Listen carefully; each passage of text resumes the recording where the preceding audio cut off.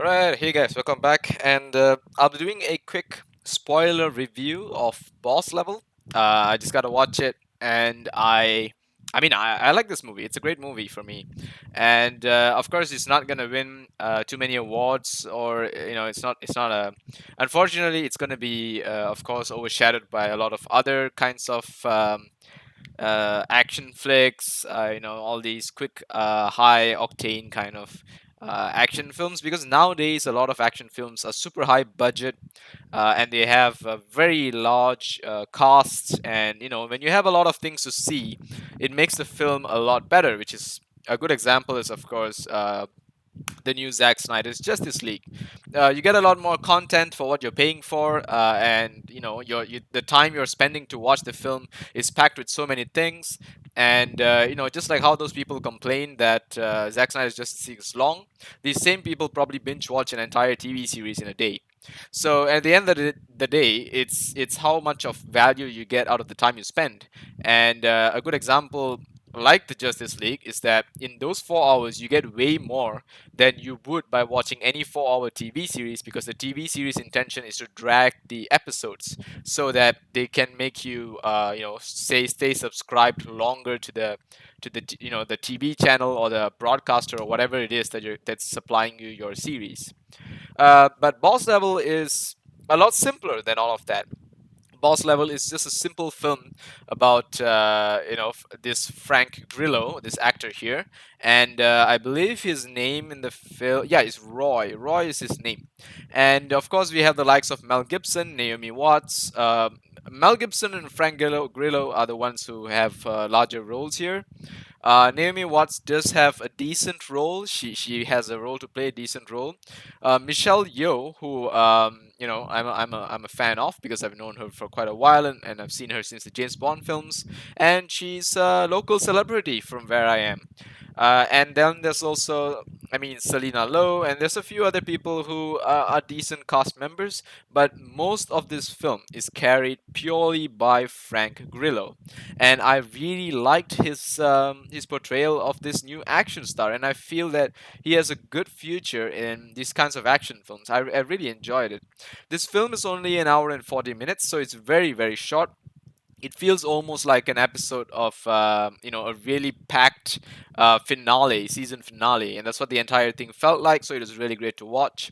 And the idea of this, like the genre of this, seems to be a very familiar genre. It's the genre of a person who dies and gets to repeat the day.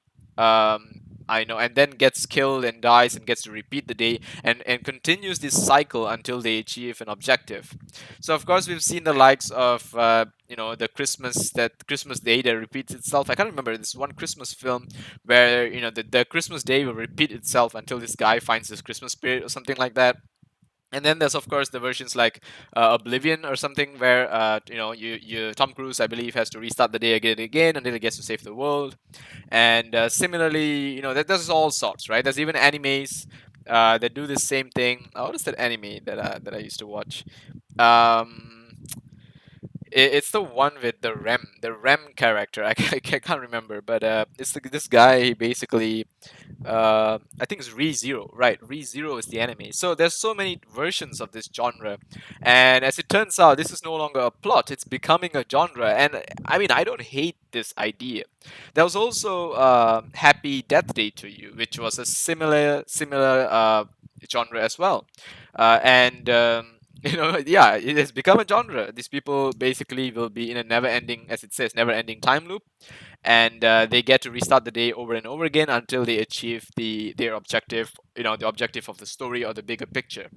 So in this case, it's a very simple action flick, and it tries to give you some backstory, some cover story. It gives you a little bit of elements of how, what causes it, and just to feed those people who are curious to know the about the backstory of these things and what really happened.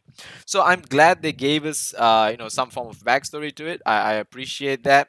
And of course, I mean, I would have loved a little bit more, what do you call this, lore, because I'm a fan of, knowing stuff like that. Regardless, I felt that it was good to see because, how can I put it?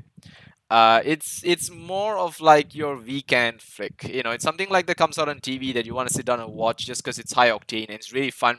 And it's not something that I would spend hours debugging or going through and digging up stuff. Regardless, it is a fun little film. It's a nice film. Frank Grillo does it so well, which is the reason I like it. And what do you call this? It essentially starts off with this guy who, is already telling the story of how he has repeated the day multiple times, and he does this over and over again as he gets killed by different types of assassins. And it's only later on he realizes that this same group of assassins are all part of an organized team sent by Mel Gibson, who what's his character name? His character is um, Colonel Clive Venter. Okay, so Clive. So Clive is apparently sending out this group of assassins to stop him, because he wants to make sure that no one can, I think, come, like take revenge or seek some sort of way to save the day after the sacrifice of this Gemma Wells, who is the wife of Frank, or rather, wife of Roy Pulver in this film. And she is essentially some sort of a scientist, and Roy is like the ex-boyfriend. And what do you call this? She believes that he is the only person who can stop what's about to happen.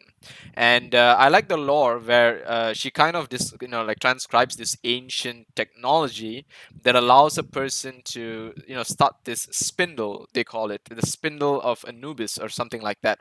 And Anubis, as you may know, in what do you call this, Egyptian mythology, is the god of death. And essentially, Anubis has the ability to travel between the worlds of the living and the dead, and also ferry people to the world of the dead, also form of a gatekeeper. There's so many versions of the lore as well. But sorry, it's the Osiris spindle. Oh my god, what am I saying? It's the Osiris spindle. Is that the right term? Let me just make sure that I'm getting that right before you guys kill me. Um, nah, do I have to go to the plot? Do I have to go to the plot? Something like that. All right, just give me a sec. Let me just look this up. All right, my apologies. So it is the Osiris spindle, and apparently it's some sort of a time warping mechanism or something like that. So Osiris, if I'm not mistaken, on the other hand, is some sort of a what do you call this? God of what do you call this? A deity, Osiris. Let me just look it up. The sun or something like that. No, Osiris is the lord of the underworld, the Egyptian lord of the underworld. Then what is Anubis? Anubis. Anubis is the god of mummification and the afterlife. So Anubis is the god of the afterlife, and Osiris is the uh, judge of the dead or the underworld.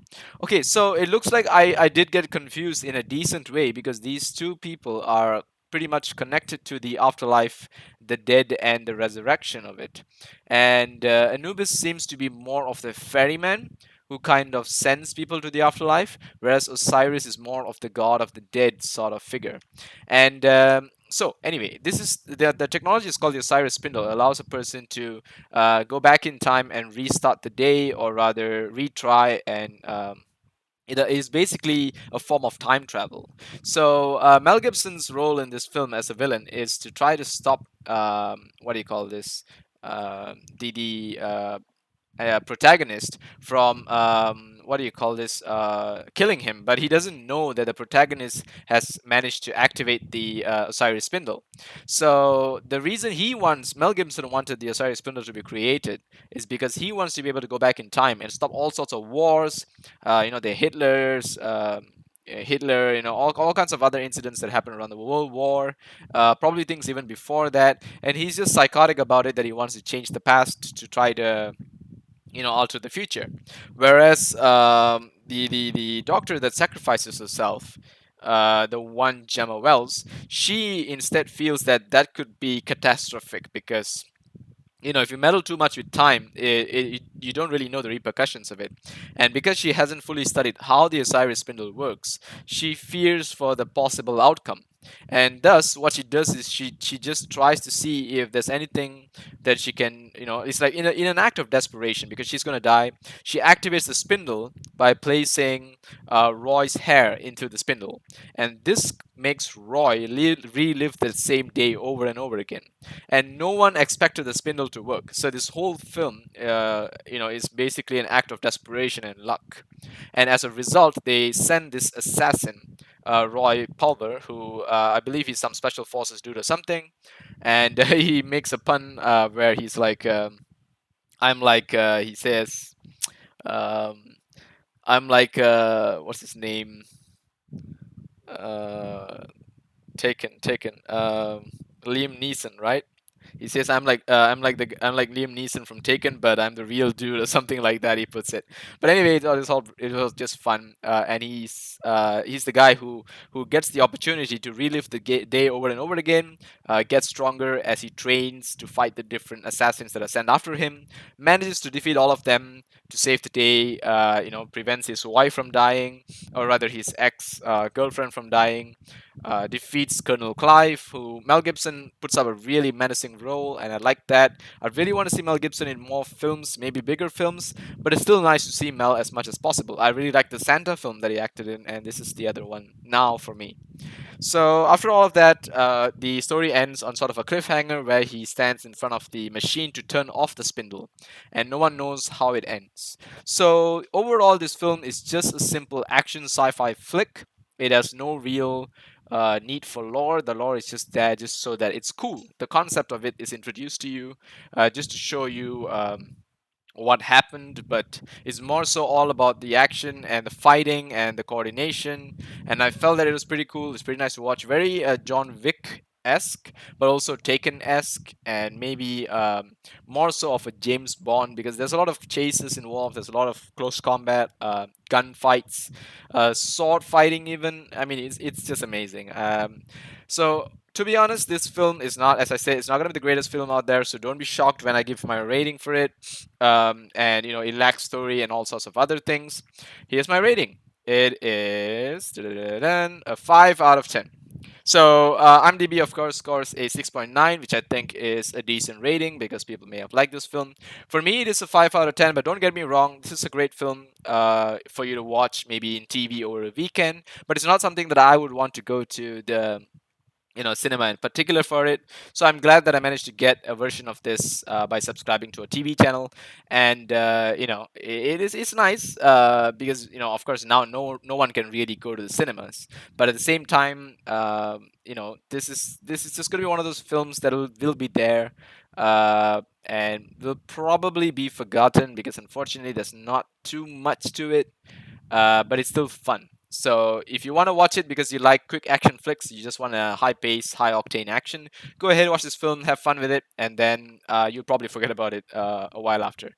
Regardless, I wish Frank Grillo the best, and I hope he comes out in a lot more films because this seems like a way for him to showcase his talents and for a lot of directors to actually pick him and work with him in a lot of high budget films, which is what these people deserve. So yeah, that's it from me. I'll see you guys next time. Adios.